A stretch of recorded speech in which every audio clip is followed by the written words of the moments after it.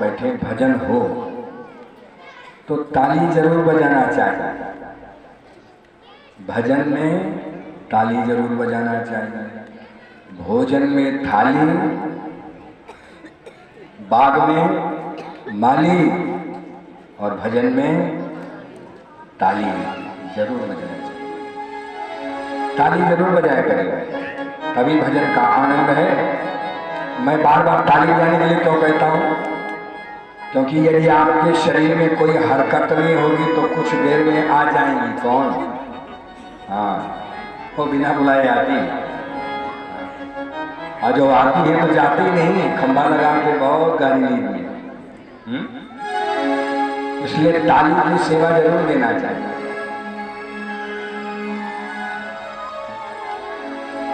एक बार एक गांव में एक पंडित जी कथा कहने गए तो कुछ लोग न ताली तो बैठे हैं ऐसे ऐसे कर रहे हैं, वास्तव में वो नींद में रहते। तो एक यजमान थे, कथा चल रही थी, पूरी कथा समाप्त हो गई। पंडित जी ने कहा, वाह, मैंने आज कथा विश्राम कर दिया है। यजमान जी बताइए, कथा हमारी अच्छी लगी? कहा महाराज बहुत बढ़िया कथा सुना, आनंद आता। अच्छा कोई बात ऐसी हो जो आपको समझ में ना आया? अरे महाराज समझने की बात करते हैं, अरे मैं तो दुनिया को समझा सकता हूँ। अच्छा मतलब सब समझ में आ गया? कहा सब समझ में आया, केवल दो चीज समझ में है। कहा क्या? कहा राक्षस कौन था, राम की रावण? कहा यही समझ में नहीं आया कि राक्षस कौन था, राम था कि रावण? तब पंडित जी ने कहा कि महाराज जी राक्षस कोई नहीं, न राम थे न रावण, राक्षस थे हम और राक्षस है तुम। कि 7 दिन घूमते घूमते हो गए, अभी तुम्हें यही नहीं समझ में राक्षस कौन था। तो भैया जब कथा को ध्यान से नहीं सुनोगे तब ये समस्या पैदा। इसलिए ताली बजाते रहें और भजन गाते रहें। पड़ोसी कौन? जो पड़ोसी को चैन से सोने दे, बगल वाले पड़ोसी को जगाते रहा करें। बोली वृंदावन में हरिलाल की जय। तो शिव संकल्प कीन्ह मन माई, तन सती भेंट अब।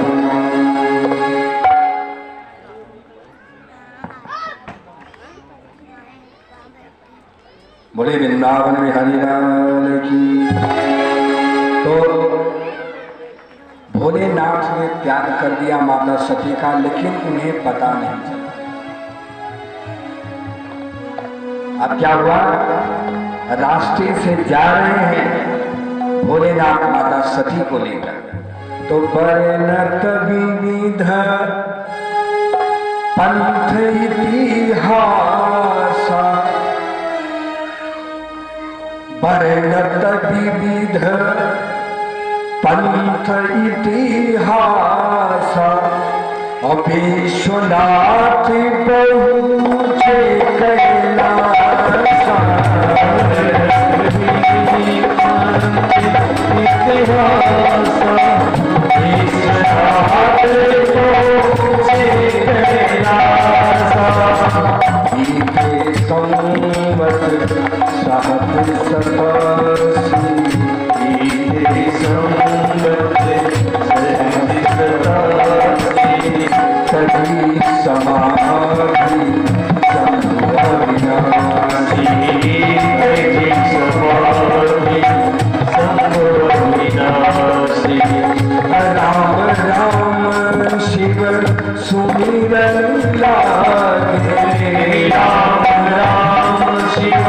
सुमिरन लागे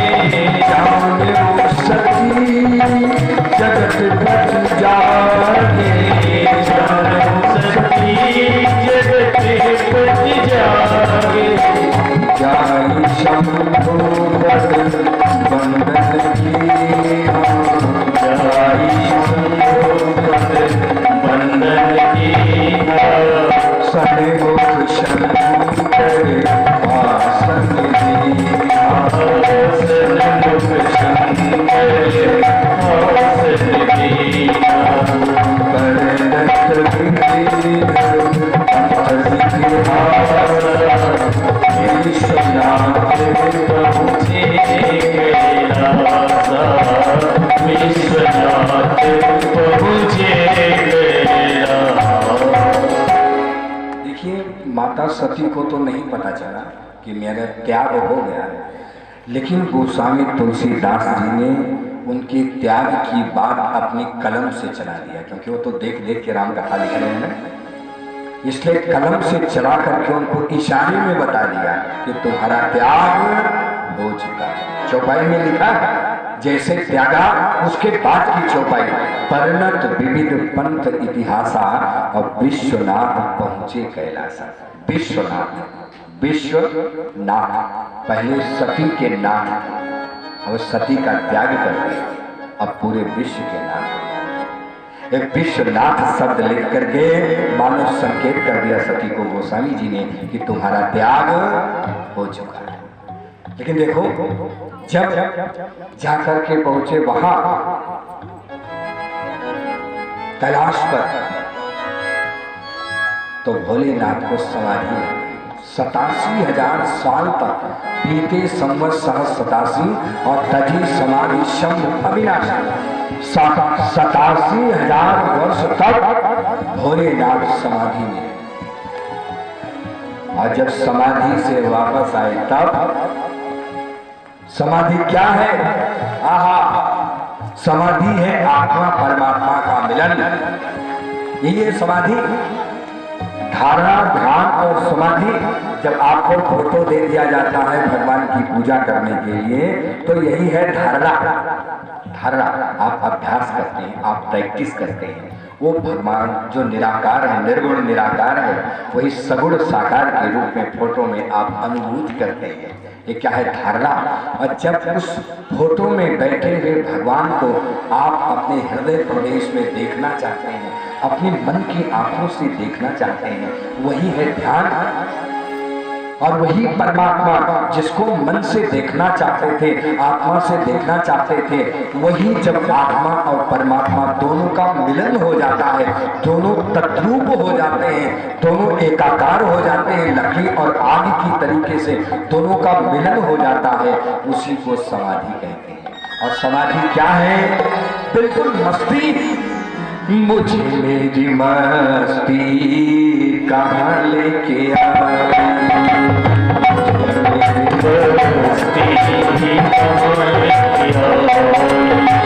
जहाँ मेरे अपने सिवा कुछ नहीं, जहाँ मेरे अपने सिवा कुछ नहीं, मुझे मेरी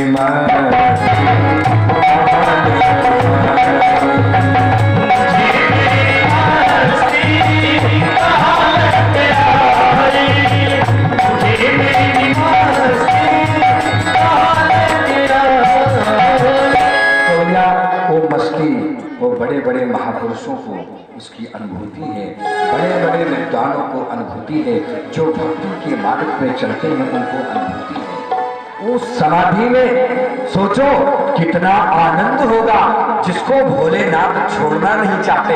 मुझे मेरी मस्ती कहाँ लेके, 87,000 साल तक समाधि में। समाधि का सुख, संसार के सारे सुख फीके पड़ जाते हैं जब उसकी प्राप्ति हो जाती है। और देखो जब समाधि से वापस आए तब राम राम शिव सुमिरन लागे, और जाने सती जगत पति जागे। पहली चौपाई में नहीं पता लगा माता सती को कि मेरा त्याग हो गया है, लेकिन जब दूसरी चौपाई लिखा राम राम शिव सुमिरन लागे, और जाने सती जगत पति, जगत पति। पहले किसके पति थे? सती के।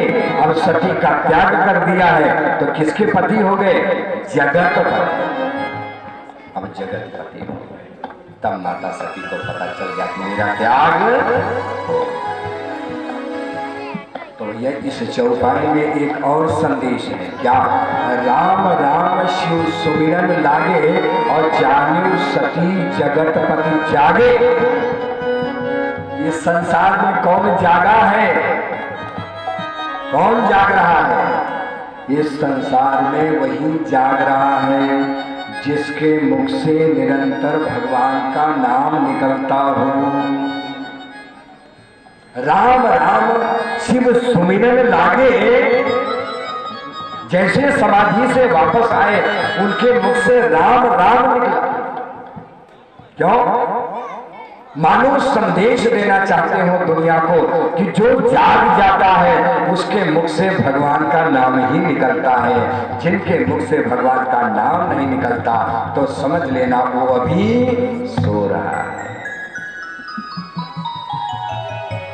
राम राम शिव सुमिरन लागे, जाने सती जगत।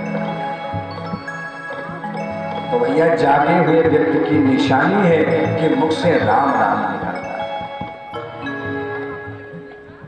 तो भैया हमें भी निरंतर भगवान के नाम का गुणगान जब भी टाइम मिल जाए, ऐसा कोई जरूरी नहीं कि आप स्नान करके पूजा वेदी पर बैठे तभी भगवान का नाम, ऐसा नहीं। भगवान का नाम तो हमेशा चलते फिरते उठते बैठे कैसे भी लिया जा सकता। समाधि से वापस आए तो क्या भोलेनाथ स्नान करने गए थे? नहीं, सीधा भगवान का नाम लिया। तो भगवान का नाम आप कभी भी ले सकते। इस संसार में विपत्ति किसको है? जिसके मुख से भगवान का नाम नहीं निकलता।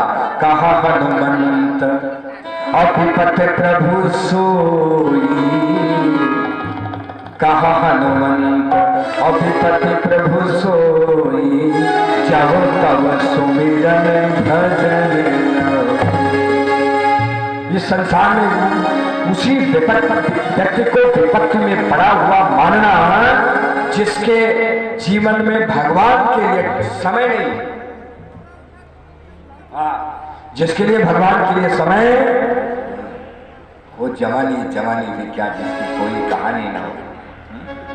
जिसने अपने जवानी को भगवान के काम में नहीं लगाया, भगवान के नाम में नहीं लगाया, तो उसकी जवानी व्यर्थ है साहब।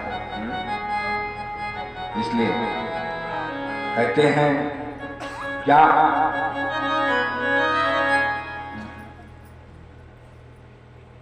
बोलिए आज की आनंद की जय।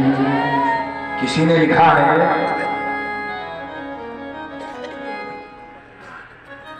उस प्रभु की कृपा है बड़ी, याद कर लो, ओ याद कर घड़ी दो, ओ उस प्रभु की। ये मानव जीवन मिला, ये पहली कृपा। सत्संग मिला, दूसरी कृपा संत का दर्शन मिला, तीसरी कृपा मिला, और ऐसा अवसर मिला, चौथी कृपा मिला। और भारत वर्ष में आए, ये तो सबसे बड़ी कृपा, क्योंकि अमेरिका में होते तो कुछ नहीं मिलता। बोलिए भारत माता की। इसलिए उस प्रभु को एक बार थैंक यू जरूर बोल दिया करिए रोज सभी, थैंक यू गॉड। तो उस प्रभु की कृपा है बड़ी, याद कर लो, याद कर लो, प्रभु की कृपा है बड़ी, याद कर लो,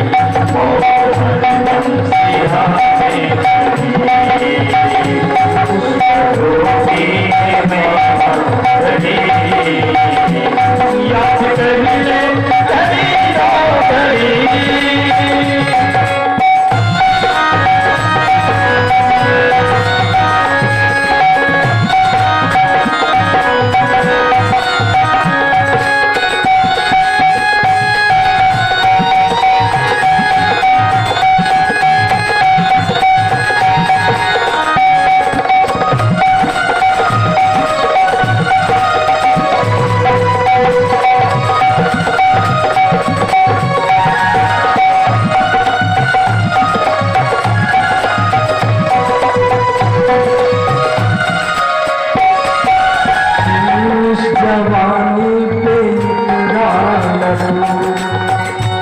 बातों बातों में कट जाएगी हो जवानी पे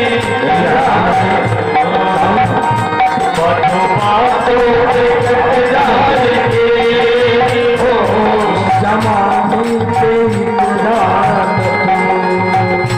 बातों बातों में कट जाएगी इस जवानी पे बातों बातों में कट जाएगी उभरा सीना सिकुड़ जाएगा और कमर तेरी झुक जाएगी उभरा सीना सिकुड़ जाएगा और कमर तेरी झुक जाएगी और कमर तेरी झुक जाएगी और तेरी झुक जाएगी एक कर तू चलेगा आगे बोल दिया करिए भैया बुढ़ापे में क्या होता है एक कर तो चलेगा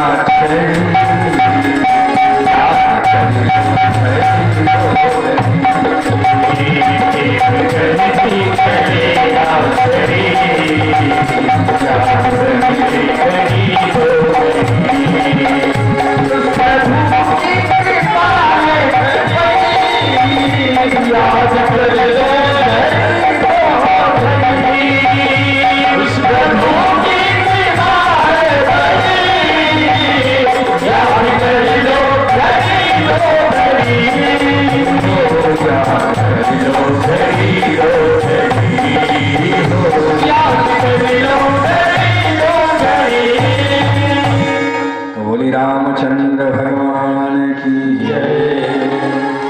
तो अब कथा के विश्राम के साथ साथ 10-15 मिनट की चर्चा और करेंगे, 10 मिनट की चर्चा, उसके बाद आज वाणी को विश्राम देंगे। और एक सूचना और है, कल भगवान शिव और माता पार्वती के विवाह की सुंदर कथा है ना। तो कल हम सभी लोग बाकायदा भगवान का विवाह होगा, प्रयास किया जाएगा कि झांकी भी निकाली जाए, प्रयास किया जाएगा। अगर व्यवस्था बन जाएगी तो भगवान भोलेनाथ माता भवानी की झांकी भी निकलेगी, प्रयास किया जाएगा। अभी देखते हैं, अभी क्योंकि मैंने कार्यकर्ताओं से भी कोई अभी पूछा नहीं है कि व्यवस्था भी हो पाएगी कि नहीं। अगर व्यवस्था बन जाएगी तो झांकी जरूर निकालेंगे और हम सब लोग भगवान भोलेनाथ की बारात का आनंद लेंगे। बड़ी सुंदर बारात है, बड़ी सुंदर बारात, आनंद आ जाएगा शिव जी की बारात में। तो कल भोलेनाथ की बारात की कथा हम सब लोग शुरू करेंगे। आइए 8-10 मिनट की चर्चा करके आज की बात को। तो भैया देखो, माता सती का तो त्याग हो गया है, तो अब माता हो गई माता सती। तो चौपाई में लिखा है, जान जाय शंभु पद और बंदन की। जैसे शिव जी समाधि से वापस आए, माता सती उठी और प्रभु को वंदन किया। तो भगवान भोलेनाथ ने क्या किया, सन्मुख शंकर आसन सामने बैठाया। और सामने किसको बैठाते हैं, मां। अभी तक तो केवल गोस्वामी जी ने माता सती को संकेत किया था, अब भोलेनाथ ने भी संकेत कर दिया कि मैंने तुम्हारा त्याग कर दिया। लेकिन वाणी से नहीं, आचरण से किया, वाणी से नहीं आचरण से। सामने बैठा है। और आप अभी देखना, जब विवाह हो जाएगा तो यही चौपाई बदल जाएगी। चौपाई यही है, जाय शंभु पद बंदन कीना और सन्मुख शंकर आसन दीना। लेकिन जब शादी हो जाएगी तब चौपाई बदल जाएगी। क्या लिखा, जानी प्रिया, और शादी हो गई ना, जानी प्रिया और आदर कीना और वाम भाग आसन है।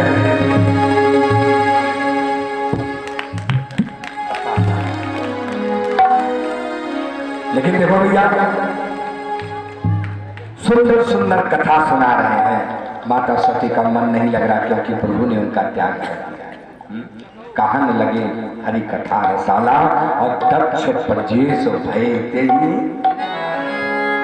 दक्ष को प्रजापतियों का नायक बना दिया गया। अहंकार में चूर उसने कनखल में हरिद्वार में बहुत बड़ा यज्ञ किया और उस यज्ञ में सबको निमंत्रण दिया, भोलेनाथ को निमंत्रण नहीं दिया। क्यों? एक बार जब प्रजापतियों का नायक बनाया गया था तो उस सभा में जब दक्ष महाराज पहुंचे सब खड़े हो गए, लेकिन भोलेनाथ खड़े नहीं हुए क्योंकि भोलेनाथ ध्यान में थे। जो अहंकारी होता है, जो घमंडी होता है, जो अभिमानी होता है, उसको सम्मान की इतनी भूख होती है कि कितने खड़े हैं वो दिखाई नहीं पड़ता, कितने बैठे हैं उस पर नजर पहले जाए। भोलेनाथ बैठे थे और नजर पड़ गई और हजारों गालियां सुना दिया भोलेनाथ, गालियों की बौछार कर दिया। मरकट जैसी आंख वाला, मेरी बुद्धि मारी गई थी, मैंने अपनी बेटी किसके हवाले। तभी से भोलेनाथ से इतनी जलन थी उसको कि उतने बड़े यज्ञ में अपनी बेटी को न्योता नहीं दिया दक्ष ने। क्यों? क्योंकि हो सकता है सती अपने पति यानी शंकर को भी जबरन लेकर दिया, इसलिए सती को भी निमंत्रण।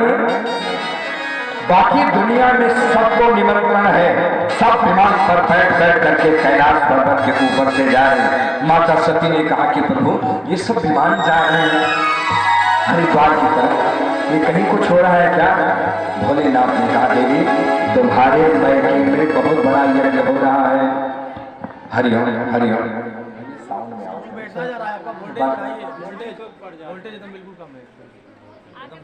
इसमें हारन की आवाज चली जाती है, लहर आने लगता है। हरिओम हरिओम। बोले भक्तवत्सल भगवान की।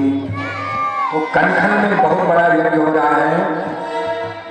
जब माता सती को पता चला कि इतना बड़ा यज्ञ हो रहा है और मुझे आमंत्रण नहीं मिला, तो कहा प्रभु मुझे लगता है कि पिताजी ने चिट्ठी जरूर भेजी होगी, लेकिन कभी कभी डाक वाक आने में लेट हो जाता है, हो सकता है हम लोग यहाँ से चले उसके बाद डाक घर में पहुंचे।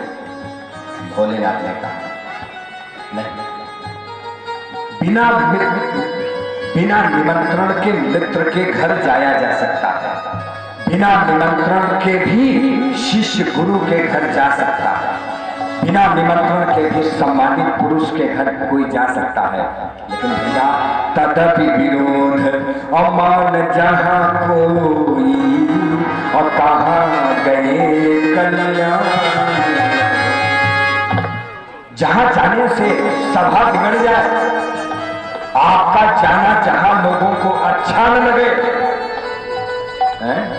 आपके जाने से लोगों को अरुचिकर मालूम हो, वहां निमंत्रण मिल जाए तो भी मत जाना। अगर कोई न्योता दे दे तो भी मत जाना। माता भवानी सती नहीं मानी, तब भोलेनाथ ने कुछ गणों को साथ में दे करके विदा कर दिया। और जब वहां गए तब उनकी जितनी बहनें थी कोई मिली नहीं ठीक से, केवल माँ प्रसूति, माँ तो माँ होती है ना। अरे सादर भले ही मिली एक माता, सादर भले ही मिली एक माता, भगिनी बहुत मुस्काता, भगिनी बहुत मुस्काता, सादर भले ही मिली एक माता, सादर भले ही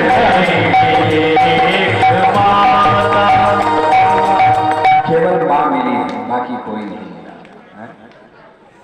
और भाइयों कहते हैं माता सती को इतना दुख हुआ जब देखा यज्ञशाला में भगवान भोलेनाथ का इतना बड़ा अपमान, उनका कोई भाग नहीं है, सारे देवताओं के लिए भाग रखा है, भोलेनाथ का कोई भाग नहीं है। तब माता सती ने अपने पिता को संबोधित करते हुए कहा, और जितने लोग उस यज्ञ में गए थे सबको संबोधित करते हुए कहा कि सुनो, ये है मेरे पिता दक्ष, एक सुहागिन स्त्री अपने पति का अपमान कभी बर्दाश्त नहीं कर सकती, कभी नहीं। वो भी माता सती कैसे बर्दाश्त करे? एक सुहागिन स्त्री पति का इतना बड़ा अपमान। कहा सुनो,